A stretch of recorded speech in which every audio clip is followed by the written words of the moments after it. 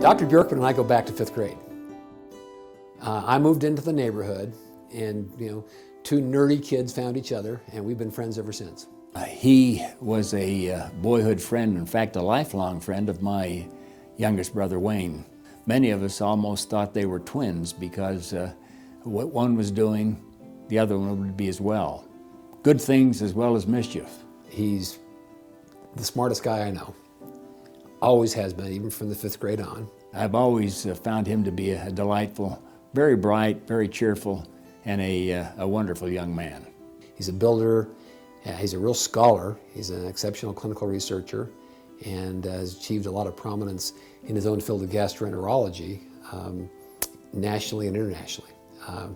It's pretty much, he can do almost anything. I don't think there's anything he really can't do.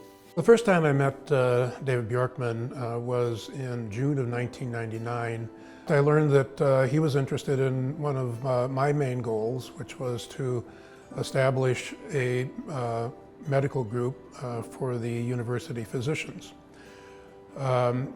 So I asked him to chair the committee that we put together to establish the structure and the charter for what is now called the University of Utah Medical Group.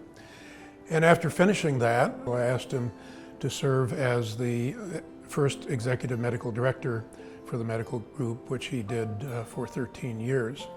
To date, the medical group is still going strong. It's been a great voice for the physicians at the University of Utah, and there have been very, very few changes to the original charter that he helped establish. In addition to the medical group, a number of years after, I asked him to step in as the dean of the medical school, and that's a position that he served for 7 years.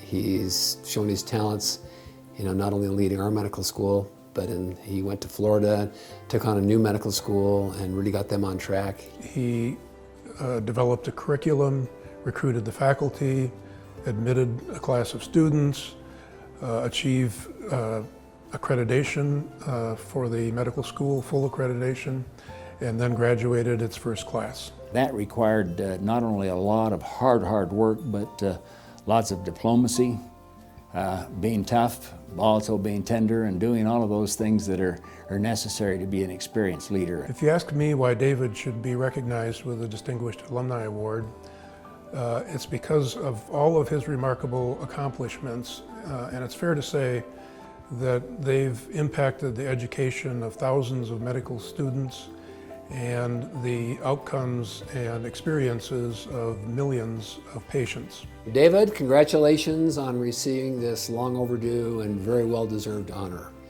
I'm only sorry that I am not able to be there when you receive this award, but know that we'll be with you in spirit, and Mary Ann and I are thrilled for you, and I could not think of anyone more deserving of this honor.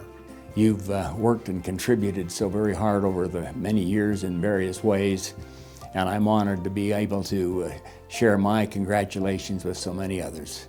We wish you and Kay Godspeed in all that you're doing, and thank you again for your many contributions to the School of Medicine.